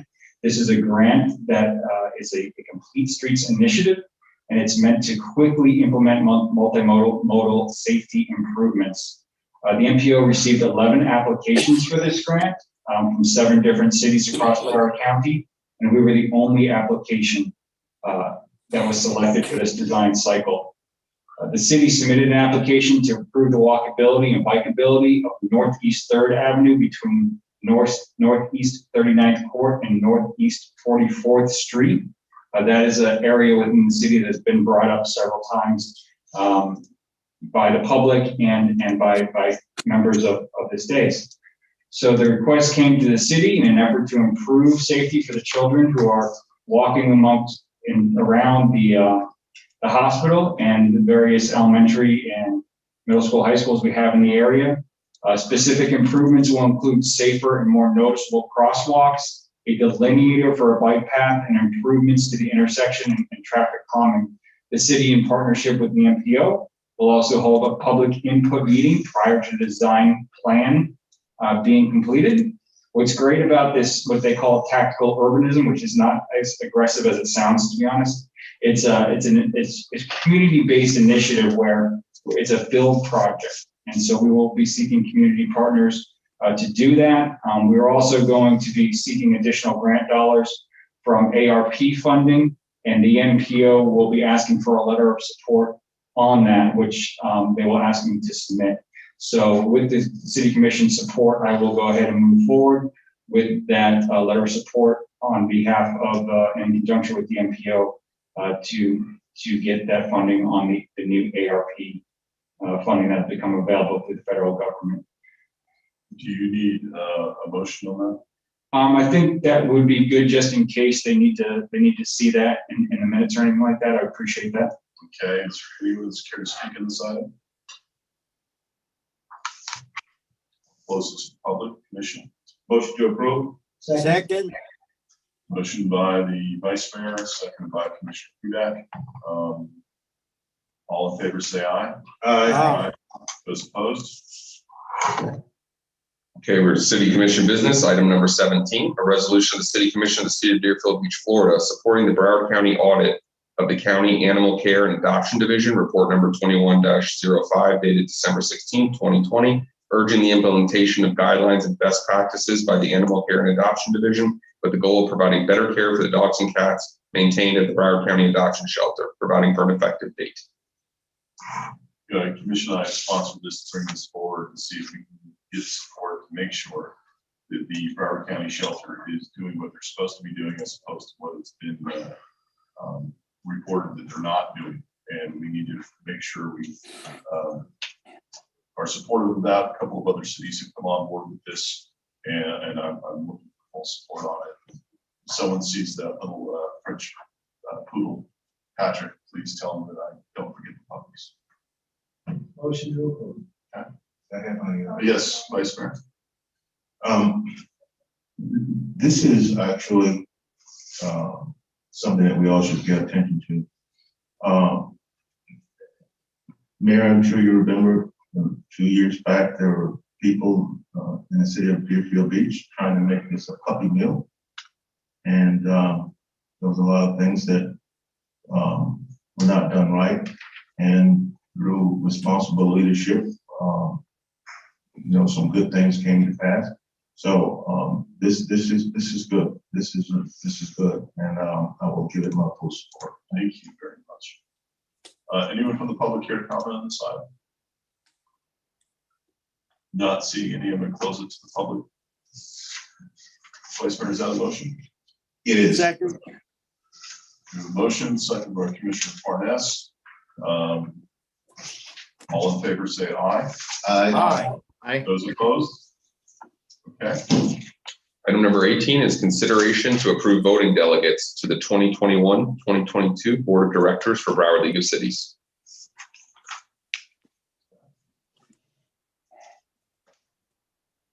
Commissioner Drosky, you still want to be our voting member? Since I'm in line to be president, that would be very nice, yes. Yeah, I think that would probably be a good thing to keep you on there. Yes. Who would like to be the first alternate? Commissioner Hudak, you want your name? Anyone else? Second alternate, you okay with Commissioner Parnas? You okay doing that? Yes. Excellent. Okay, I think we need a motion. Motion to approve. Or is this just Second. discussion? Motion, please, Mayor. Okay, so we have a motion to approve Commissioner Drosky as the voting delegate, Commissioner Hudak is the first alternate, and Commissioner Parnas is the second alternate for the upcoming years. We have a second? We have a second. All right, thank you. All in favor, say aye. Aye. Aye. Opposed? Okay. Well, before we do that, my apologies. I'm going to reopen it. We need to open it. Oh, no. Yes, go ahead and open it to the public. Is there anyone from the public who care to comment on this item? Not seeing anyone, I'll close it to the public. Commission, I'm sorry, I need a motion in a second ago. Motion to approve. Second. Thank you. Give a motion second. All in favor, say aye. Aye. Those opposed? Okay. Passes unanimously. You are now at comments by Mayor and City Commission. Thank you. We'll start with District 1. Thank you, Mr. Mayor. First thing, we have Saturday hours this Saturday, so please contact the city secretary if I need to meet with myself. The only real comment I have is, the United States was built on rules and laws. We are fortunate to be in this country where we can come before a board like the City Commission and express our concerns and try to find alternative solutions to our wants and our needs. But when those wants and needs are not viable for the city, as citizens of this city, we should be bound by the rules and the laws that have been imposed because they're not there for one individual. They're there for the city as a whole. And for someone to come before the commission and say that they are going to blatantly disavow the rules and the laws of this city because they want to walk their dog where they want to walk their dog is a travesty. And I hope that law enforcement will prosecute that individual to the full extent if he does violate the rules and the laws of this city. Because this city and this country is built on people abiding by the rules and the laws, whether they like them or not. So I really hope that we step up the patrols and make sure that if an individual is walking the dog by the beach where they're not allowed to, that corrective action is taken. And if that dog were to defecate or, God forbid, bite one of our residents or our visitors, I hope that they in turn sue that individual to the full extent that the law allows. Thank you. Thank you, Commissioner. District 2? I just wanted to give the commission, all of my colleagues, a little update on the Juneteenth celebration. It's going well in terms of its planning stage. This is the inaugural one. As you all know, this is an official city holiday. City Hall will be closed. Employees will have it off. But I want you to also take into consideration that this COVID-19 have the board in a challenging position as to how much will be allowed. And it's trending the right way with what I'm hearing with vaccines and that sort of thing. But it is going well in its planning stage. There's a lot of good things that is happening.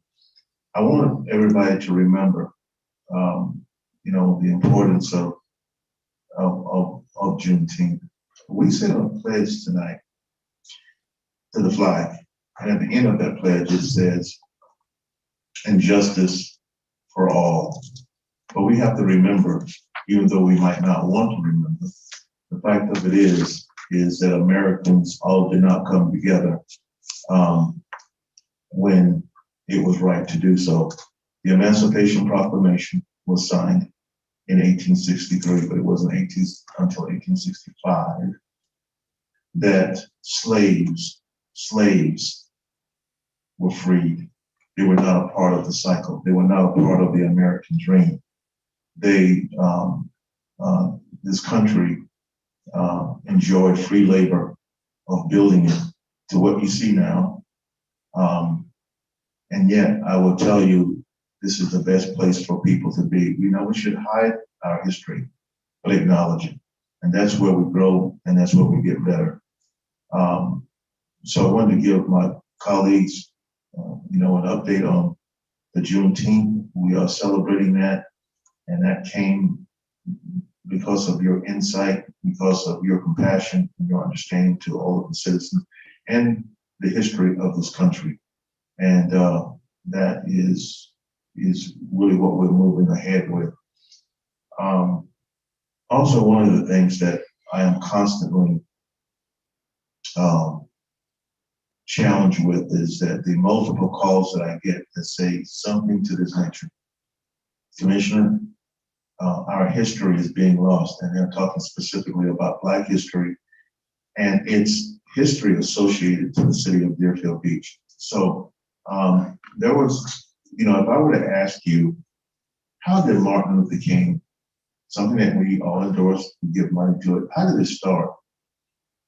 Would you know? Would you know who started it? Would you know all of the nuances that is associated with that? I would guess not, but it is very interesting who started it, how did it start, and again, this city should be very happy with looking at its history in a lot of ways. It did not come without challenges, though.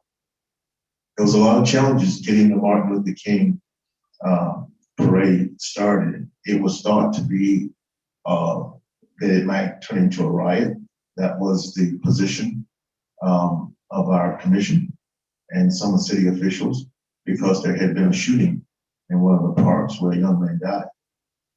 And yet we here today, I've seen so many of our officials in cars celebrating that day. We've grown a lot, and there's a lot more growth to be done. But so with that, I'm looking to establish, from all the people that that talk to me, I want to have a meeting with the Historical Society. And I want to discuss, Black history as it would be associated. I'm not looking for a little small room or anything for it to go. This is going to be big.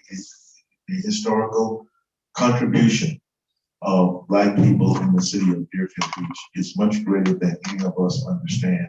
The story needs to be told before it's lost. And so I'm looking to have a meeting with the Historical Society. We'll see how that meeting goes. And I will be at some point looking to establish a location, a building or something that will give tribute to Black history in the city of Deerfield Beach. Thank you very much, Vice Chair. District 3?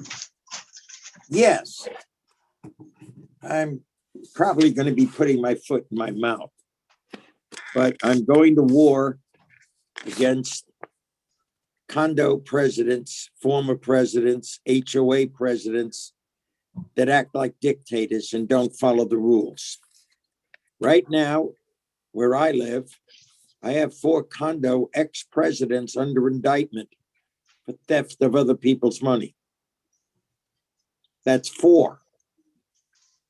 So what I'm asking the public to do is ask questions, take a part in your organization, find out what's going on so that you don't become a victim. And if you are a victim or think you're a victim, you can contact me, the proper authorities, the police, and get it straightened out before your association is bankrupt. It's too much of it going on.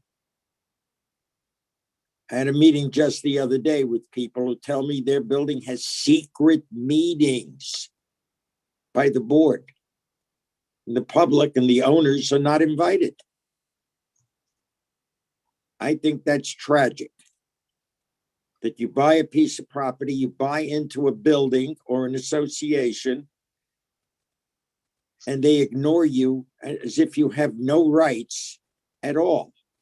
And this has to stop.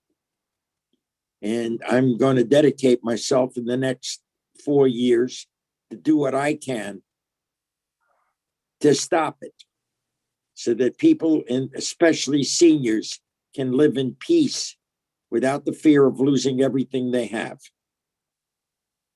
Other than that, my district is thriving. We're doing well. Things are getting accomplished. And I really appreciate and want to thank the voters for allowing me to serve them for another 4 years. This is a great group. I wish we could stay together for the next 10 years. And who knows, maybe that'll happen someday. That's all I have. Thank you, Commissioner. District 4? Sorry, I'm losing my video. No big loss. I can't disagree with Commissioner Parnas, so I have no further comments. Thank you, Commissioner. I was just teasing you. Mayor, Yes. hopefully that I'll make the motion for us to stay together.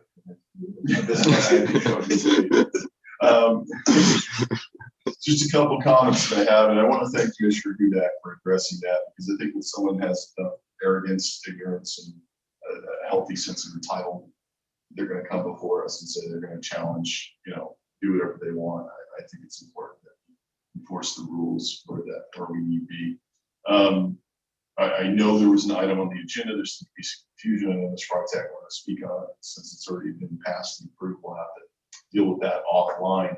I know there were some other questions that people had, and I hope staff was able to reach out to Mr. Estrada regarding traffic calming.